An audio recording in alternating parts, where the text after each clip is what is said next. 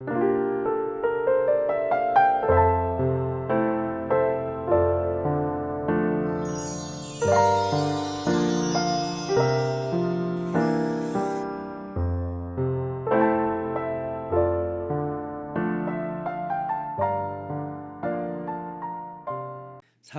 1장 17절에서 27절 말씀을 교독합니다.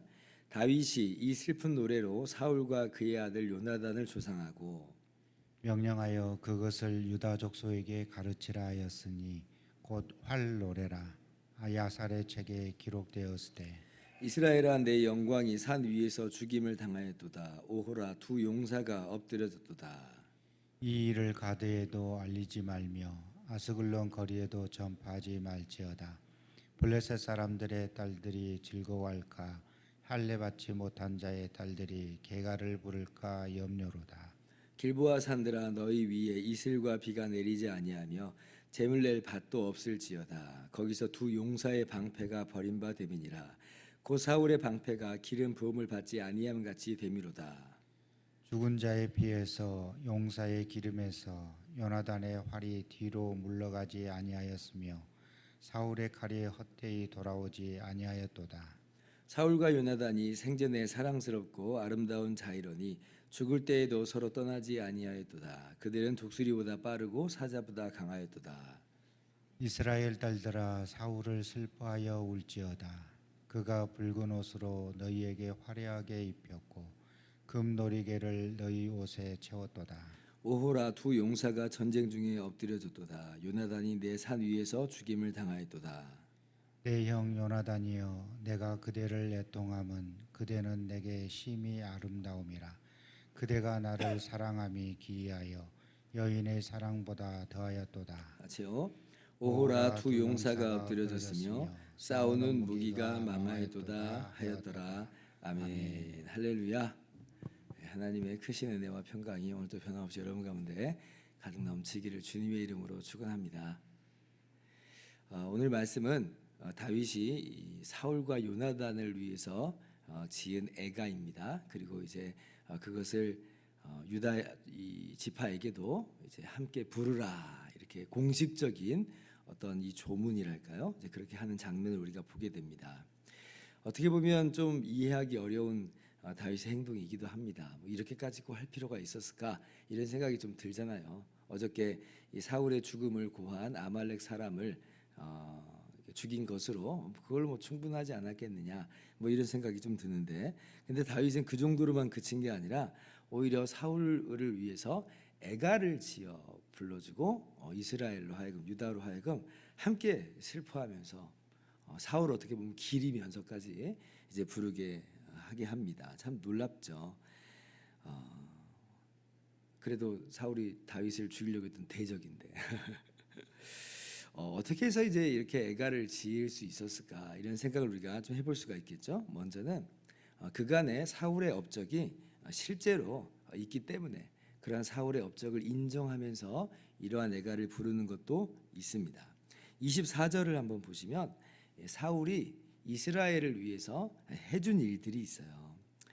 그동안 그 이스라엘이 사울 왕이 이제 왕으로 하나님께서 기름 부어 세우기 이전까지는 사사들이 이렇게 다스렸던 그 시기는 어때요? 하나님께서 물론 이제 항상 이스라엘과 함께 하셨고 또 구해 주셨지만 이스라엘이 이제 자신의 범죄함으로 말미암아 주변 이방 민족들의 압제를 참 많이 경험했습니다. 식민지가 되기도 하고 엄청나게 많이 시달렸죠. 사울이 등극하기 전까지는 그랬는데, 그런데 이제 사울이 등극한 이후로는 하나님께서 사울로 하여금 가는 곳마다 또 이기게 하셔요. 그러니까 주변 민족들에게서 안정을 이스라엘이 찾습니다. 우리가 뭐 국사에서 보듯이 초대 왕은 나라의 기틀을 닦았다 뭐 이런 식으로 사울이 어떻게 보면은 그 이스라엘 나라를 좀 기틀을 닦는 어떤 그런 의미가 없지 않단 말이죠. 있어요. 우리가 사울은 야 진짜 이 폭군 중에 폭군이다, 진짜 나쁜 임금이다 뭐 이렇게 생각을 쉽게 하지만 그건 다윗에게 그랬던 거고 이스라엘 백성들에게는 그러지는 않았습니다. 우리가 이 사울이 이스라엘 백성들에게 인기를 얻으려고 많이 애썼다는 걸 알잖아요. 폭군은 인기를 얻으려고 하지 않아요. 잘 뭐 물론 그런 폭군들도 있겠지만 폭군은 자기 마음대로 멋대로 하잖아요. 근데 사울은 백성들의 비위를 맞춰주는 왕이거든요. 그래서 사울이 행한 일이 있습니다. 오늘 말씀 24절 보니까 이스라엘 딸들에게 화려한 붉은 옷을 입혀줬다. 그러니까 사울 시대 때 좀 생활이 펴졌다는 거 아니겠어요?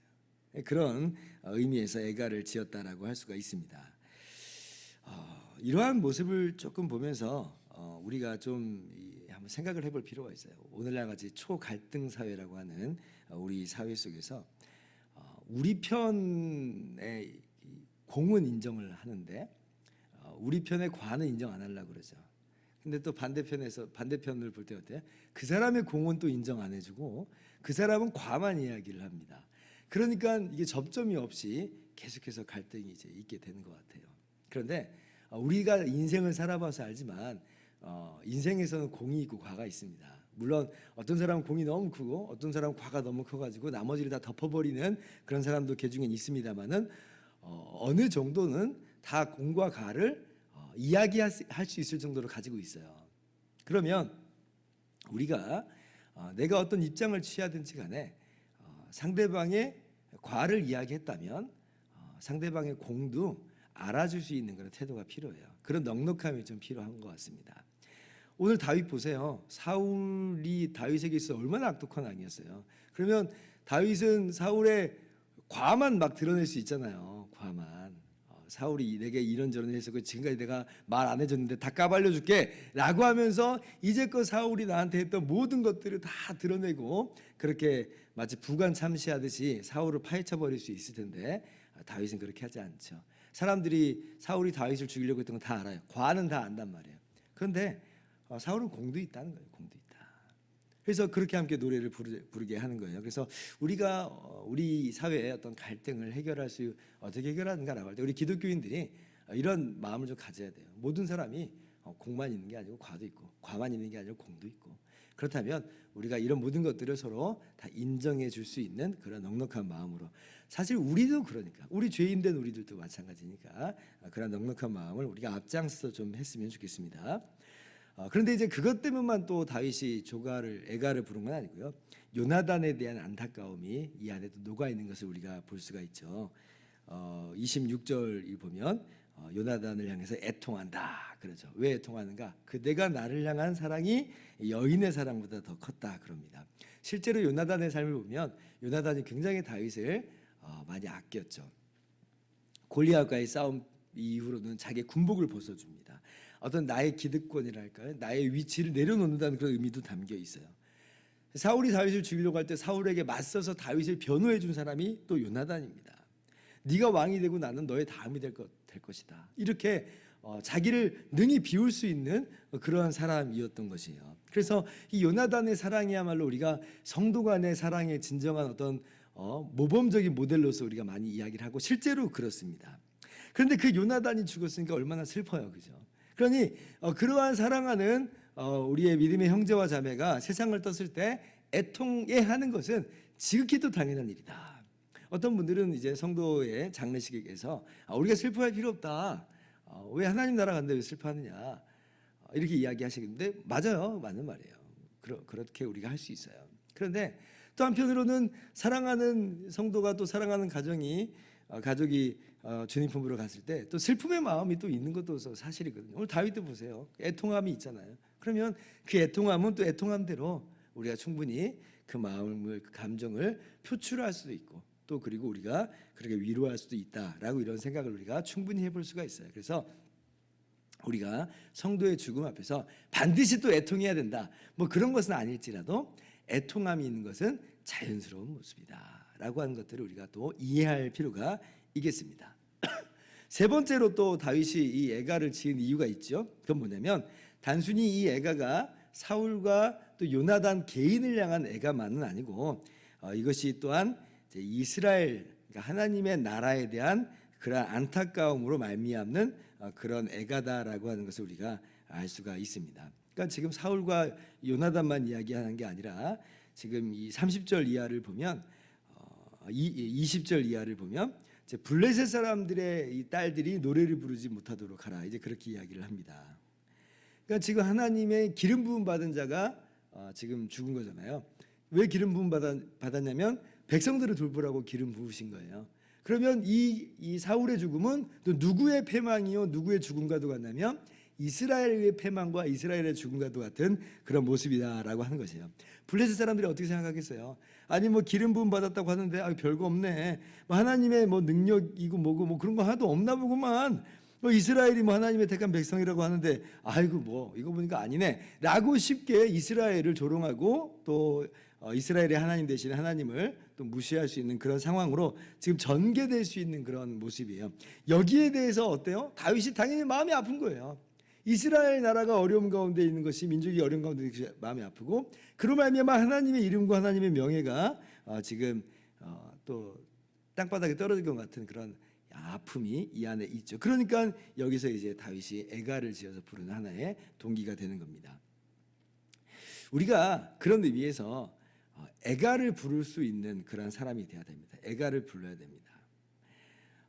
이게 이제 사실 이제 교회의 문제고 목회자의 문제이기도 한데 어떤 뉴스들을 보면 교회의 문제가 지적이 되고 또 그리고 목회자의 문제가 또 드러나기도 합니다. 뭐 부풀려진 감이 없잖아 있지만 그러나 또 맞는 이야기들이 있어요. 그러니까 그러한 모습들이 있는데 자 그러면 그러한 상황 속에서 우리가 어떠한 자세로 나아가야 되는가를 오늘 말씀 속에서 확인해야 돼요. 그럴 때 이것이 마냥 너는 너 나는 너 나는 나 너하고 나는 달라 하면서 아니 그런 놈의 교회 뭐 그런 놈의 목회자라고 우리가 쉽게 그냥 판단과 정죄하는 것으로 끝내는 것이 과연 그것이 마냥 올바른 모습일까? 오늘 다윗은 애가를 부릅니다. 애가를 불러요. 우리가 예수님을 머리로 하고 그리고 주님의 몸된 교회라고 할 때는 정말 크게 보아서 성경적으로 모든 교회가 한 몸이에요. 한 지체예요. 한 교회. 그래서 우리가 사도신경에서 고백할 때 이제 하나의 거룩한 교회를 고백한다. 이렇게 고백을 하는 거예요. 거룩한 공교회를 믿는다라고 고백을 할 때, 그러니까 한 교회가 당하는 아픔으로서 우리가 충분히 애통해야 됩니다. 그러니까 애가를 불러야 돼요. 근데 어떤 분들은 쉽게 너무나 동조하고 비판적인 글을 쓰고 비판적인 댓글을 다는데 비신자들이 하면 그럴 수 있는데 믿는 분들이 그런 글을 달 때는 애통함이 없는 글을 보면 제가 좀 불편해요. 애가를 부르지 않으면서 비판하는 것은 그런 뉘앙스들이 좀 느껴질 때는 좀 안타깝다. 이 구약을 보면 느헤미야도 그렇고 다니엘도 그렇고 이스라엘이 범죄해서 포로로 끌려갔을 때 자기는 의롭잖아요. 하나님을 잘 섬기는 사람이에요. 그러면 어떻게 이스라엘 백성이 이럴 수 있어라고 그냥 마냥 자기 우월감과 의로움에 빠져서 기도했는가? 아니죠. 우리의 범죄다라고 이제 그렇게 하나님께 기도합니다. 우리를 용서해달라고. 선지자들이 신랄하게 이 죄를 지적하잖아요. 그러면 그들 안에 애통함이 없는가? 예레미야는 눈물의 선지자라는 그런 별명이 있어요. 눈물의 선지자다. 그래서 우리가 이러한 그 뉴스들이나 그런 것들이 중요해요. 필요하기도 합니다. 그래야지 기독교회가 우리 목사님들이 경각심을 갖고 자정 노력을 더 하는데 도움이 돼요. 그런데 우리 믿는 사람들이 그런 기사를 볼 때는 이게 나의 아픔이고 우리의 아픔입니다라고 하면서 오늘 다윗이 하는 것처럼 애가를 부를 수 있는 그런 모습을 우리가 가질 수 있어야 됩니다. 그렇게 해서 우리가 한 몸됨을 확인하고 하나님의 나라를 정말 아름답게 이루어 가시는 저와 여러분 되기를 주님의 이름으로 축원합니다. 기도하겠습니다.